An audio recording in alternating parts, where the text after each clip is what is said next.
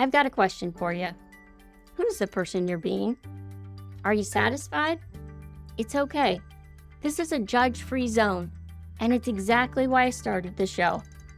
Welcome to Be the Person, a podcast for the brave and the curious who are ready to explore who they are fully created to be. I'm your host, Annie Randall, the adventurous one leading this investigative journey of transformation.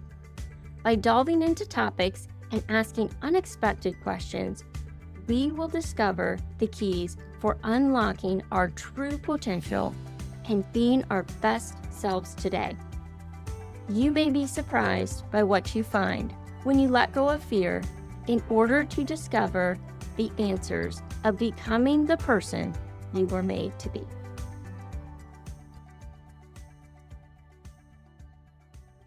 It's my privilege to introduce to you Jillian Riddell. She is an ER nurse, has a top podcast, Life Without Secrets. She's a speaker.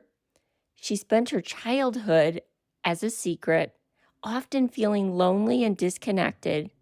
It's her mission now to connect people to overcome the loneliness pandemic by using one of her sayings, not just putting Band-Aids over bullet holes.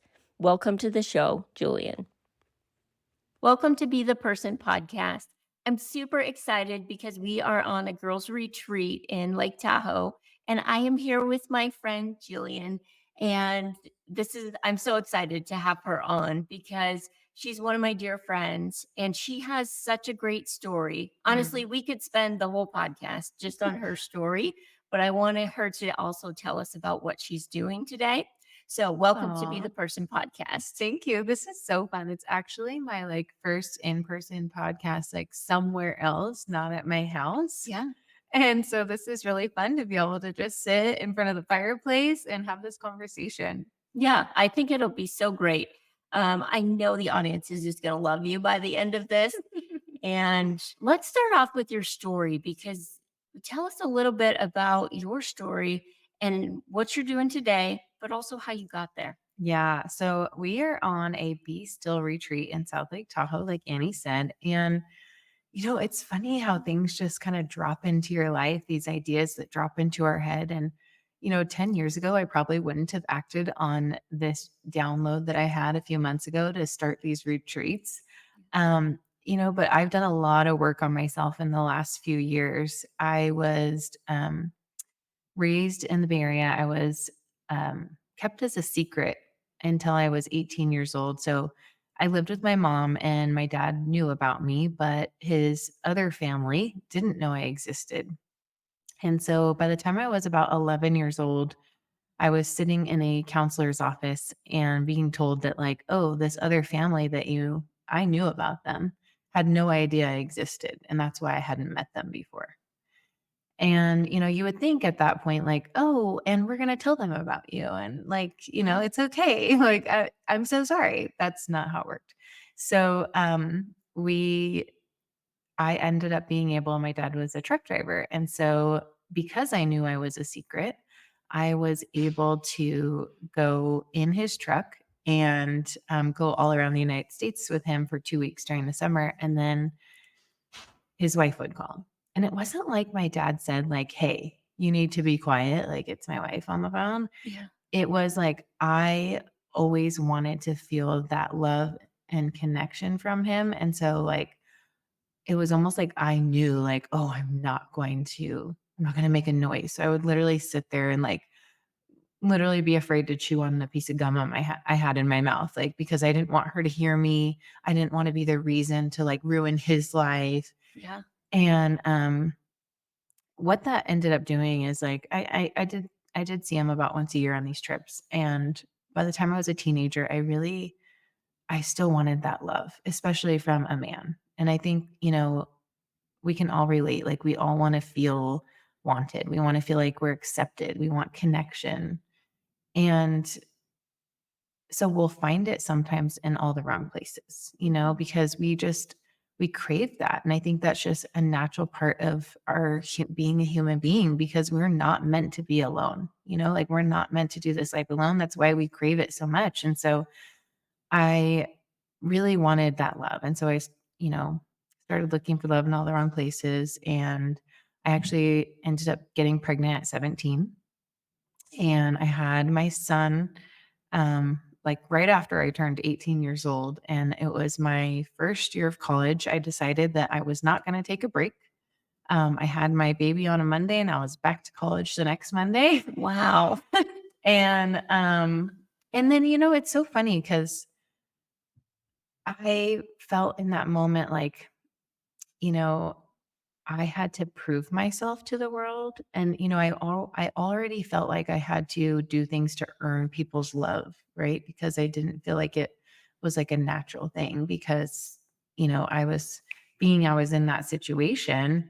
I didn't feel like I was fully part of his family. I wasn't fully accepted, Sure. because I was a secret. And so I would earn my love, and earning love also meant like, how can I matter to people? Yeah. Right? Because I kind of lived my life through this lens of, do I matter? And I felt like I didn't matter. And, when you're 18 and you're dealing with life, right? Because we all have struggles and we all hit these obstacle courses and meet resistance in our life. And for me, my instinct was push through because you have to achieve, you have to prove to everybody that like you're going to matter. And Yeah. so that's what I did. I put my energy into achieving, and I was valedictorian in my college.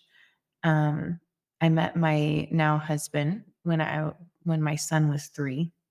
Okay. And, again, like we had fireworks when we met. It wasn't like we shared this amazing connection. We also kind of trauma bonded because his mom had left when he was 5. And my dad, I had all the issues growing up, being a secret. And so we really understood each other on this deep level, which was really what brought us together, and we were able to get really vulnerable in that. However, we never unpacked our bags. Like we never unpacked all the stuff that had happened to us in our childhood and, um, all the things that had led to this point of us meeting. We never unpacked this stuff. Yeah. And so I say we carried grief cases with us when we met. And I would say they were like, pretty heavy when we met. Yeah. And in our relationship, because we never unpacked it, they just got heavier and heavier and heavier until one day they exploded all over the floor, and it was in that moment that we got to choose, like to really dive deep and do the work individually and together. And that's what we did. Yeah. So tell me, let's step back just a little bit. Yeah. Because I know that's a lot. it's a lot. It's such a crazy story. So do you have a relationship with your dad? How did that all come about? Mhm. Does his family now know, I assume? Yes. So when I was 18 and had a baby, we'll go back a little further than that. He actually had a heart attack when I was 16. And I really believe that, he came back to this earth because he had business to do. Yeah. And so he told his wife about me when I was 18 and had a baby. So now I had a grandchild to say too. Wow. And, it's interesting. I really went through a roller coaster in that relationship as an adult because being a young mom, I remember looking at my son and then looking at my situation and knowing how much I loved my son. And I was like, this is what love is. Like, makes me teary eyed just thinking about it. Like, this is love. Like, Mhm. and then I was like, how could you? Like, how could you do this to your child? Like, I would do anything for this baby, Yeah. and I had a hard time with it. And if I was really focused on me and like, so I didn't talk to my dad for a few years during that kind of roller coaster time. And it really wasn't until the issues I had growing up of I don't matter became a pattern in my relationship with my husband as well. I talk about the grief cases and like I still lived my life through this lens of, do I matter? And so anything my husband would then do, like, he would, be working hard at his job, and I'd be like, "I don't matter." Yeah. And, like, he didn't pick something up, I guess I don't matter. My needs don't matter, and it was like we never unpacked it, we never communicated it. And so once we really dove in and did the work individually, I did trauma therapy, I've done courses, like I've done it all. Um, I finally realized that, you know, life is short, and the choices that my dad made had nothing to do with me. The choices my dad made to keep me a secret had everything to do with his own shame. Yeah. And being that I'm a human being and I have made my own share of mistakes, Mhm. like, I'm not going to compare somebody else's mistake to somebody else's, and yes, there's a scale, but I realized it really didn't have anything to do with me. Yeah. It was the shame he carried and the stuff underneath the surface that he never dealt with.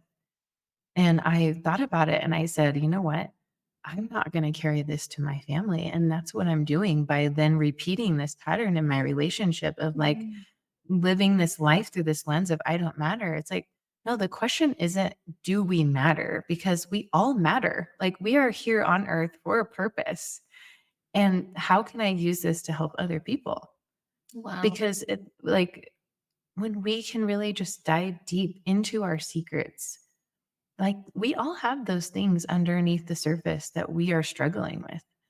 We all face those self-doubt moments, the do I matters, the am I good enough, right, Annie? Right, Yeah. absolutely. I think that's probably why we first bonded of just Yeah. we were presentation partners Mhm. in for North Carolina to get ready with each other, and Yeah. I think just having those same things that we Yeah. overcome, for me, it was, "Am I good enough?" And for Mhm. you, it was, "Do I matter?" Yeah. And both were like, "Yes, but there are things you have to work through." Yeah.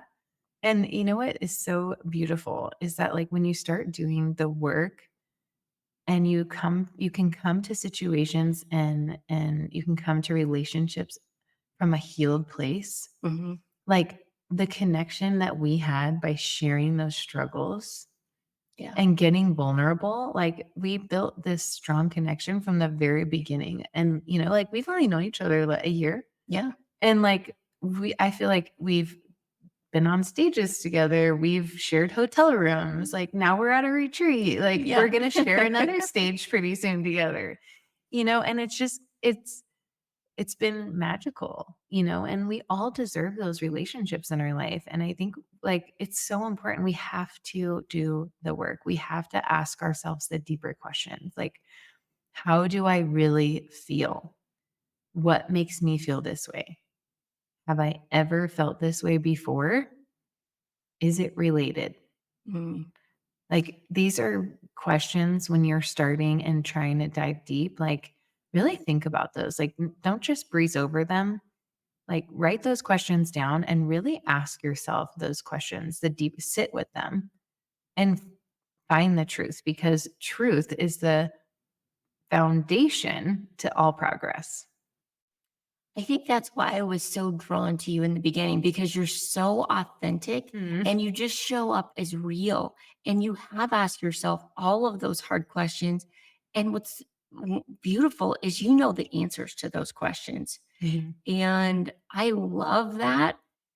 Let's go back now to tell me a little bit about working through it because you get in Mhm. marriage and it all Mhm. starts out wonderful, like a lot Mhm. of times it does. Mhm. And then you hit this roadblock Mhm. and it, I'm sure, had to do with your own relationship, but it had to do Yeah. with each of you too. Mhm. Tell me a little bit more. You worked on your things. Mhm. Did Yeah. Mike work on his and did you work together? Yes. Okay. So, and this is super important in a relationship. I think Mhm. really both people have to be working on themselves, like, Yeah. in order to really fully grow in the relationship, And I am just blessed that my husband was also willing to take that step forward and take that leap of faith and really dive deep because it was a roller Yeah. coaster. And I'm going to just be honest. when, everything kind of unleashed from our suitcases, I say, and it was ugly. Okay. It was really ugly. Um, I was really ready to leave. Like I, told myself I didn't matter to him. I carried Mhm. so much resentment that like, I was like, I'm not going back. I was literally planning my exit before like everything blew up. And, when we decided to go to therapy, I actually said, I'm doing this for me, and I want you to do this for you. And at the end of it, if we end up on the other side together, I am okay with that. And if we don't, I'm okay with that too.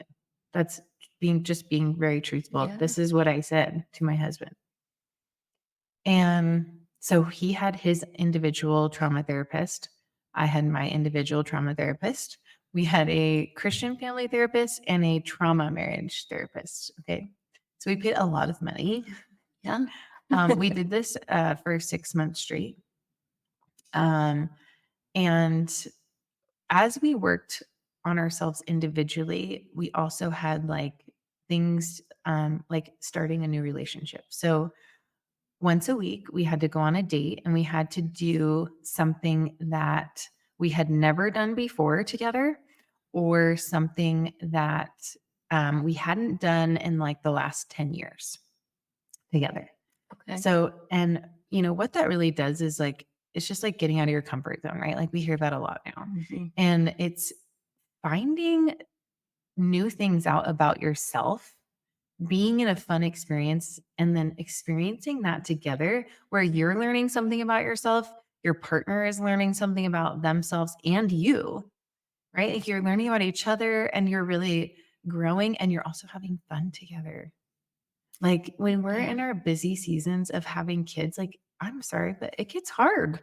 It is It's hard. hard. And I think that is so important because I think sometimes I know that happened to us. The fun went Mhm, away. mhm, It was all kids mhm. and work and Yeah. the grind.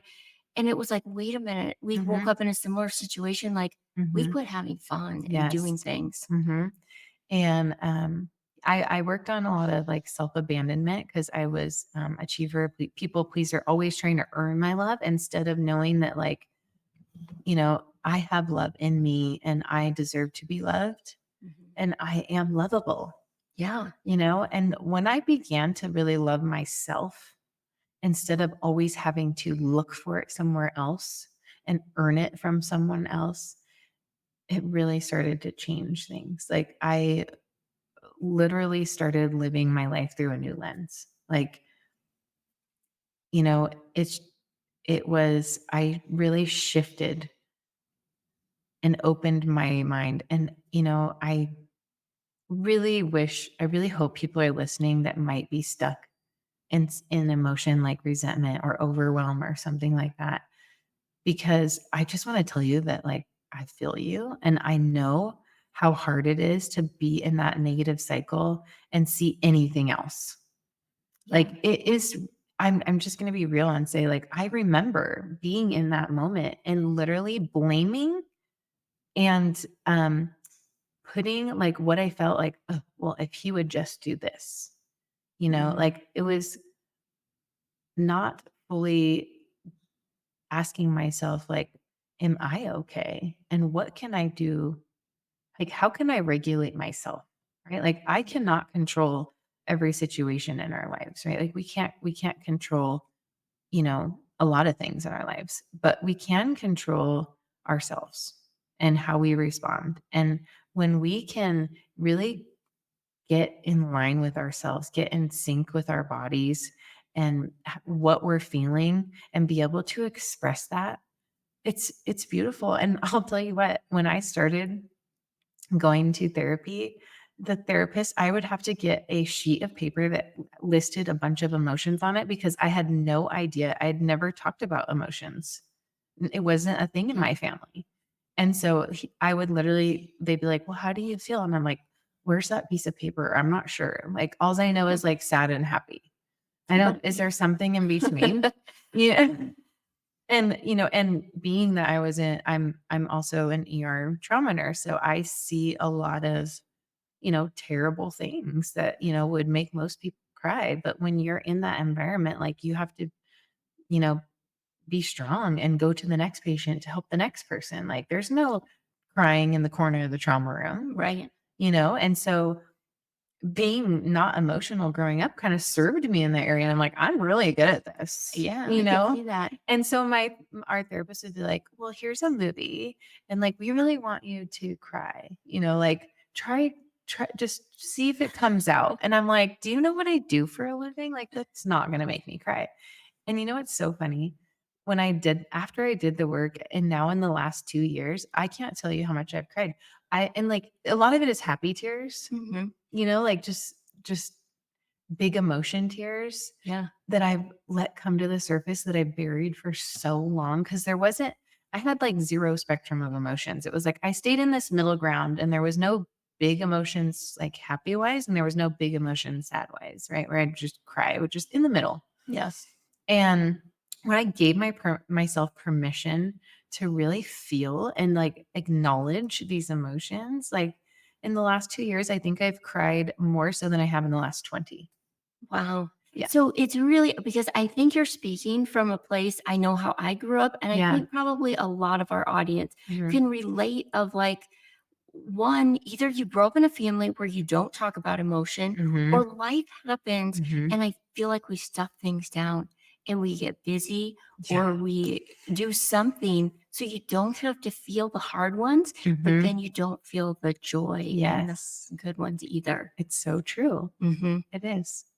Yeah. So just taking time to relearn. Mhm. And I love that you got the paper out to figure out what that was. Yeah. And now in conversation, my husband and I use a feel and a need. So you say how you feel, and you always follow it with a need. Because, Okay. one of the number one causes of divorce, when you get to the root of it, is just an unmet expectation. Like Mm. when I was feeling that resentment, I was not telling him like, this is how I felt when I was a child, and it's showing up here, because I hadn't dug that out. Yeah. I didn't know how to say that. I didn't even know that was really what was happening in the moment, because I hadn't done the work, and when I really got curious about how I felt, it would all come to the surface, and it was really part of the healing process, and it's it's it's just a beautiful thing when you can come from a healed place.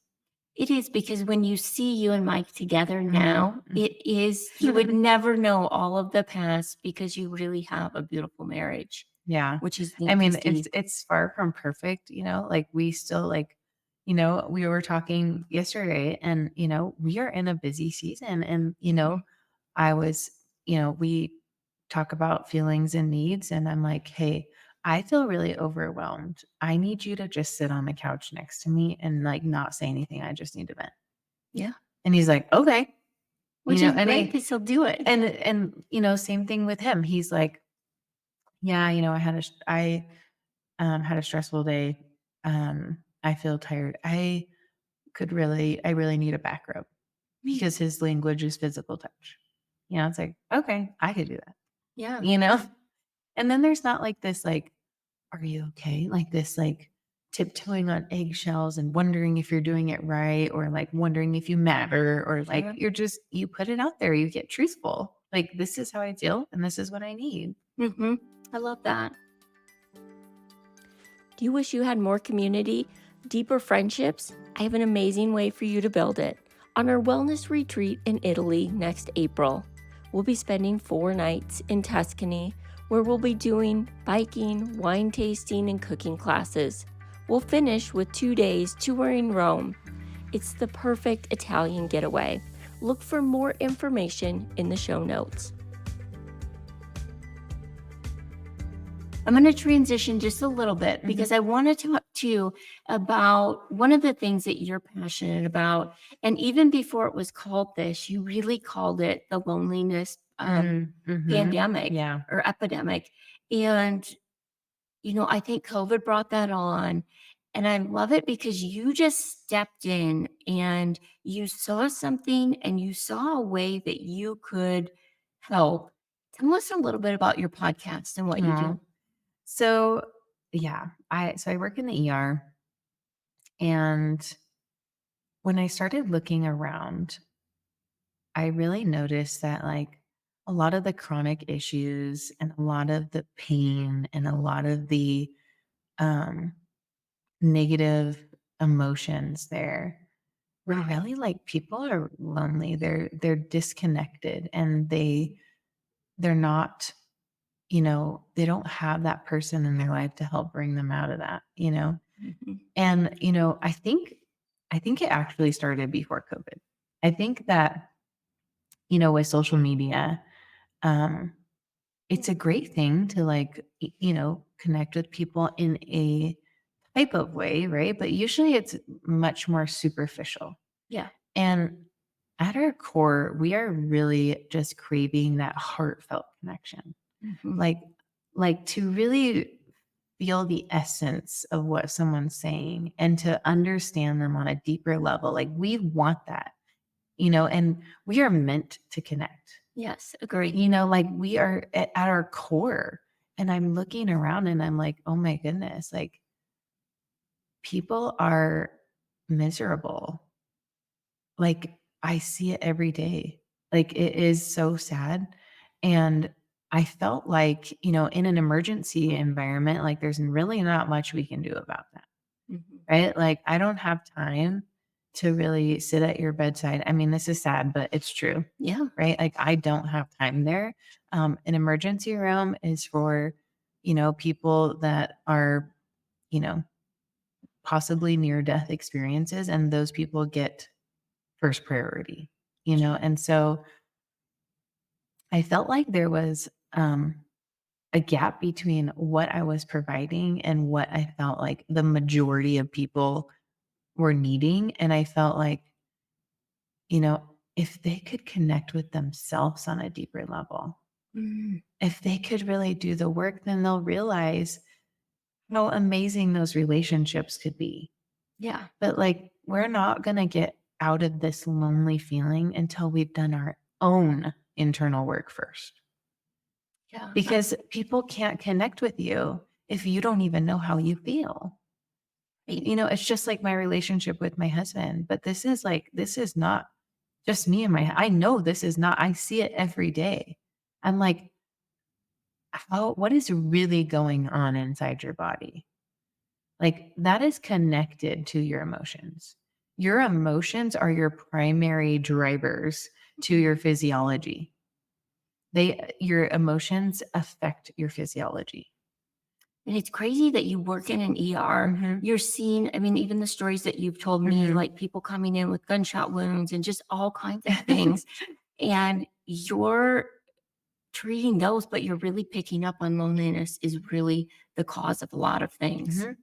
Well, and it's not just there, it's like you see it, you feel Mhm. it in the world. And I think we all feel it. I think we do. I think Yeah. and I want to point out there's a difference between being alone and lonely. So Yeah. like I think that you do need time alone. You Yeah. need time away from the world. It's a very noisy, chaotic world. Yeah. Okay, especially right now.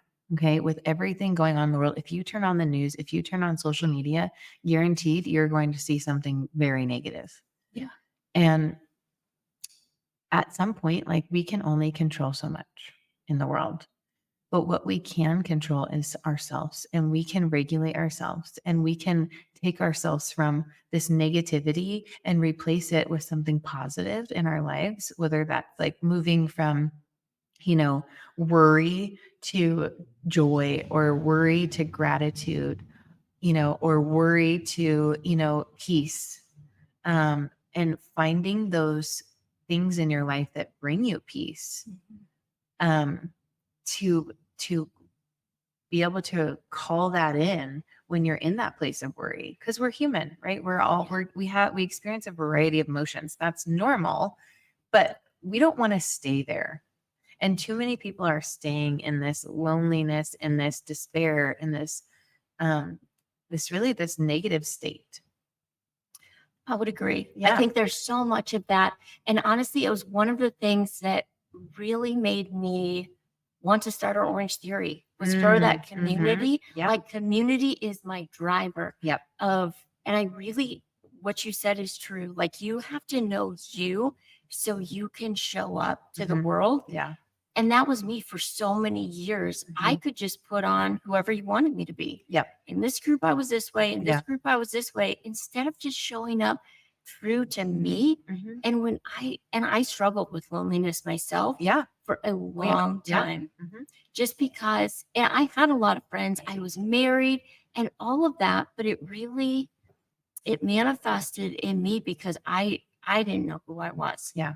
So I think that is so true for a lot of people. And you think back to my story, right? Like I felt so alone. Yeah. Like so lonely, I will say. Like where do I belong? Like if I don't belong in his family, I'm different from this family over here. Like, and like I felt that too. And especially like I just encourage people to really sit with themselves. And so that's why I started the podcast. It's called Life Without Secrets. Now that you know my story of being a secret, you'll understand like where that name kind of came from. But also secrets are barriers. They're barriers to relationships. And so they're like building a wall. So when we start diving deeper into ourselves and we figure out like, okay, why do I feel this way? What's going on underneath there? Why am I stressed? Stress is always there's something behind it. Why are you stressed? Are you overwhelmed? Are you anxious? Like what is draining your battery that you are always feeling this negative emotion? And so I encourage people on the podcast, Life Without Secrets, to dive deep, to get real with themselves, to get truthful. And so that we can get rid of the barriers and connect on a deeper level with ourselves and everyone else in the world. So if somebody's struggling right now with loneliness, it seems like a little bit odd advice is really to connect with yourself first. But is that what you're saying? I am absolutely saying that. And isn't that funny, right? Yeah. But we can't expect people to fix our problems. Yeah. Like we are the solution to our own problems, not somebody else in the world. Like you are the solution to your own problem. Like if you're feeling lonely, dive into that. And when you dive into that, you are getting rid of the shame and the guilt, and you're giving yourself self-compassion and self-love. And guess what? When we replace that negative emotion with a positive one, you will naturally attract people into your life. And I think you were saying this last night of just instead of focusing on Mike doing this or somebody else doing that, you really focused on being who you were meant to be. And all of these things fell into place. I mean, look at us sitting here, right? Yeah. Like this is because we've done the work and like we can like go on. Like this is so awesome.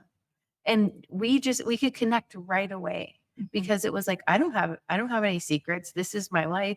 This is my truth. Right. This is what I'm doing. And you're like over here, like, yeah, I felt that way too. This is what I've done. This is where I'm going too. And I'm like, awesome. Let's go together. Like it's fun. It is fun when you can have real relationships and you don't have to worry about saying the right thing or doing the right thing. You just show up as you.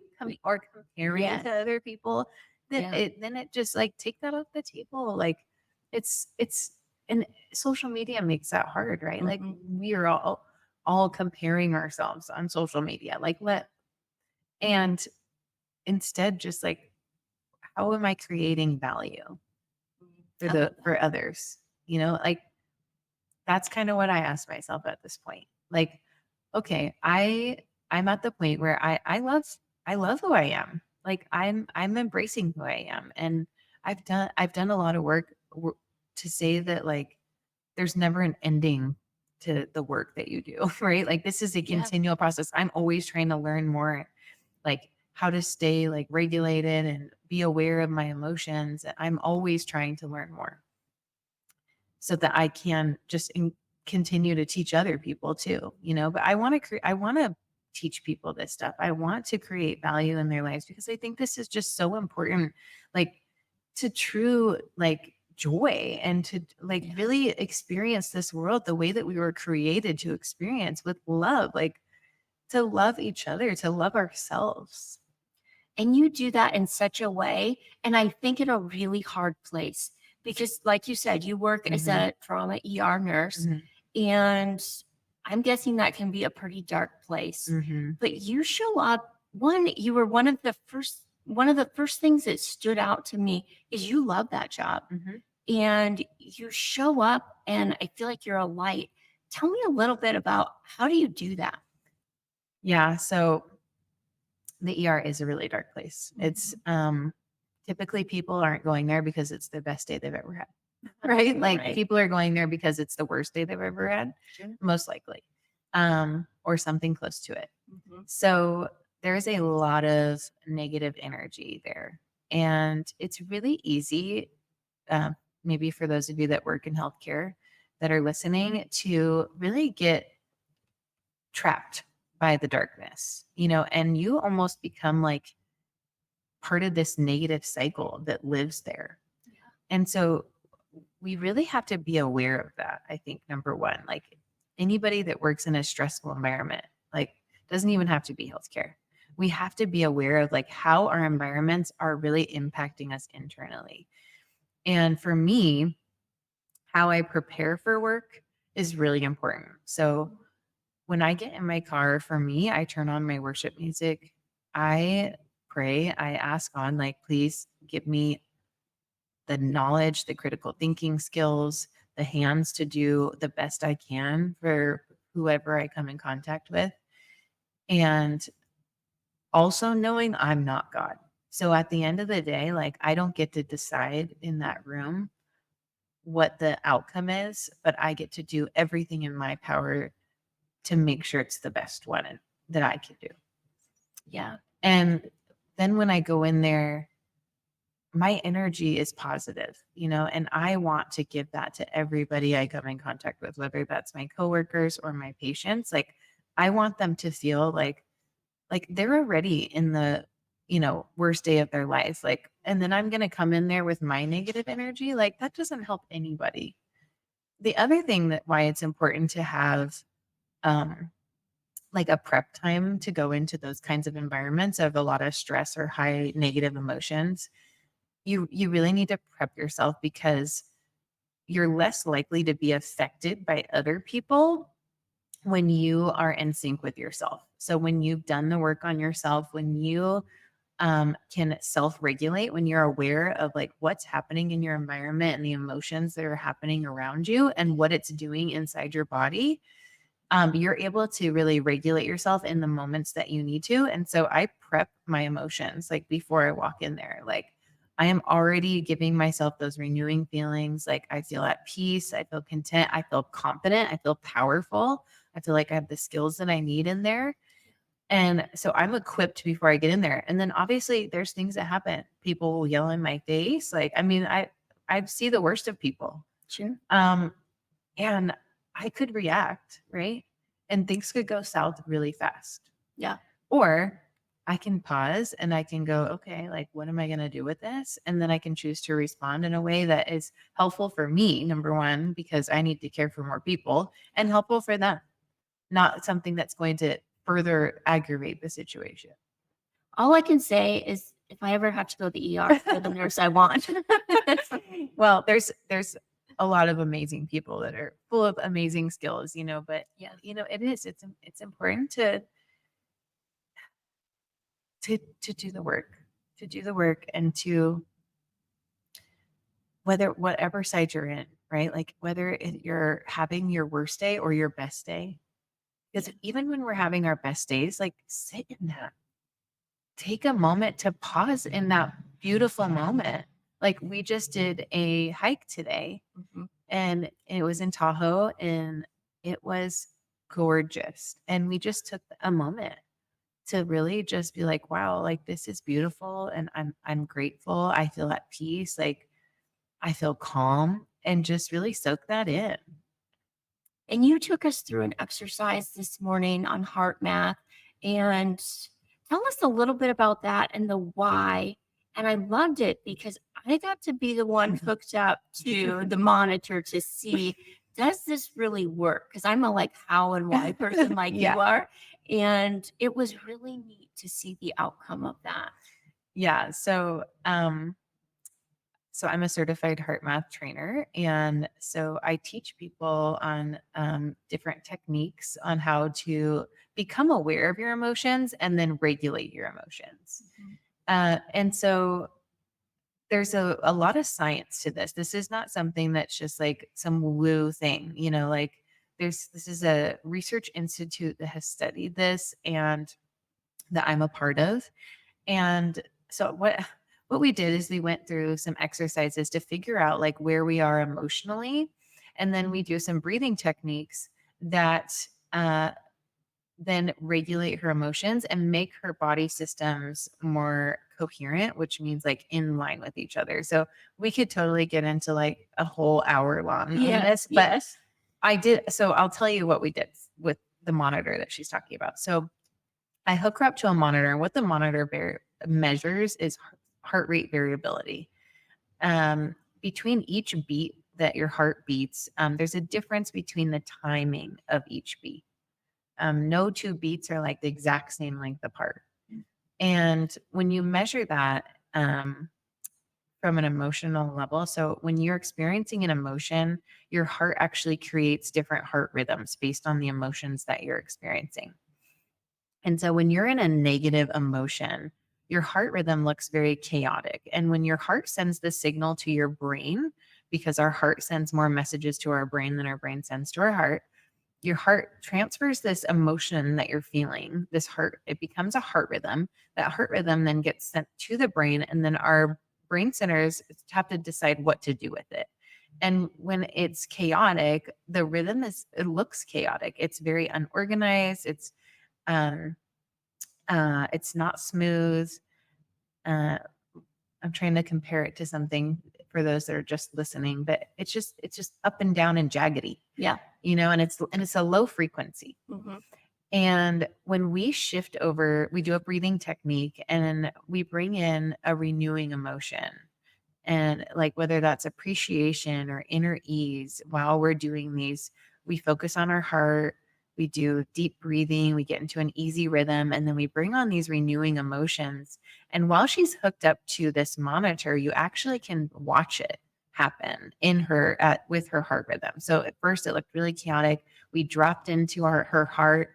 She experienced that renewing emotion inside, and you see the rhythm change on the monitor, and it becomes more really large and rhythmic, right? And when our brain perceives these renewing emotions, it knows exactly what to do with it. It's not trying to decipher like, well, should I make her run or hide, or like, do I activate the fight or flight system? Like, what do I do with this? And that's like brain fog and health issues, relationship issues, we're triggered, right? But when we experience those renewing emotions, like we can think more clearly, we perform at an optimal level.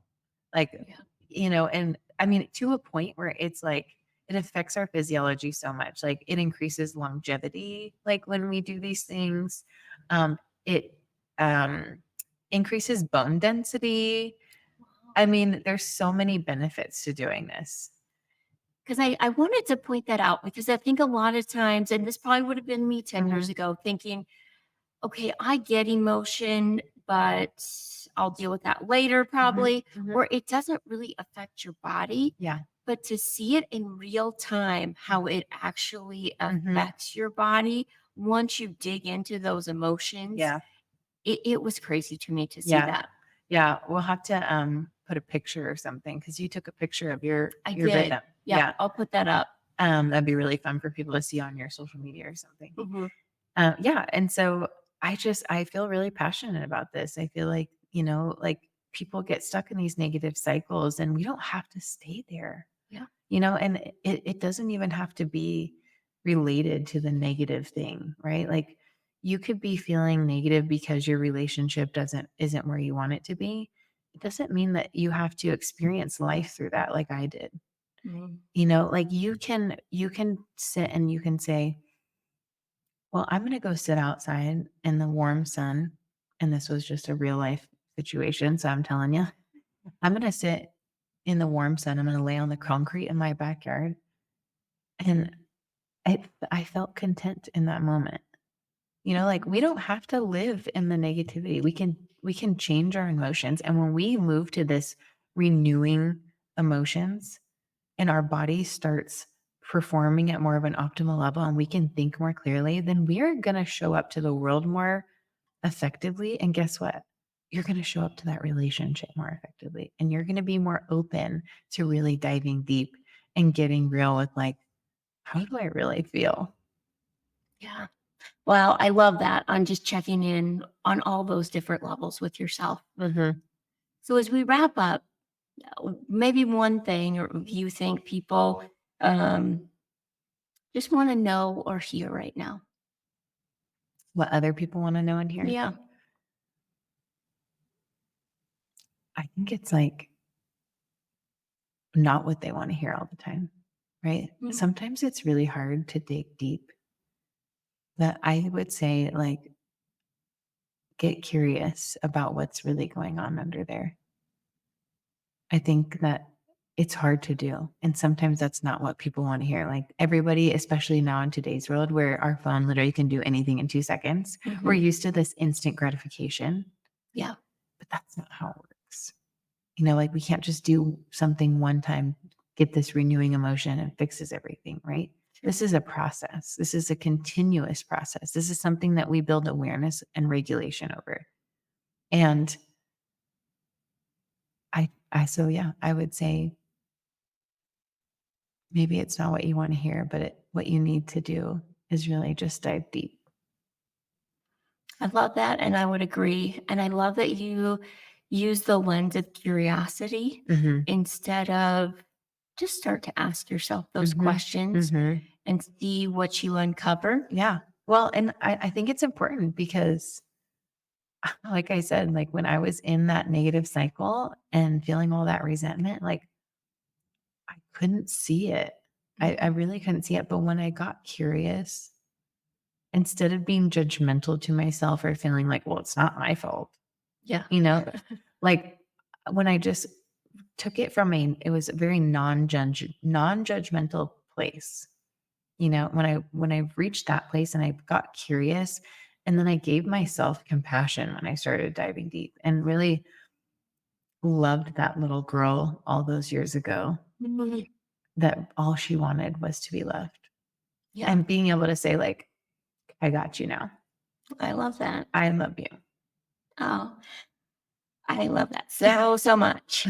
Tell us lastly, how's it best to connect with you? Yeah. So my Instagram, I have 2, which is a funny story on itself, but the one I'm on most of the time is my Life Without Secrets podcast page. So it's just Life Without Secrets podcast. That's my Instagram handle. You can email me. My email is Jillian@lifewithoutsecrets.com. And I post mostly on Instagram. I'm on Facebook too, but it's Jillian Riddell. And yeah, we're doing retreats and where we dive deep and we get still and figure out what's going on under there. Yeah. You'll definitely want to follow her. She's so great. And so is her podcast. So check that out. And thank you so much for being on the show. I appreciate you. This has been so fun. Yes. Thank you I hope it was helpful. Oh my gosh. I think it's going to be helpful for so many people. Thank you everyone for tuning in, and it would mean the world if you give us a 5-star review. Thank you so much. Yes.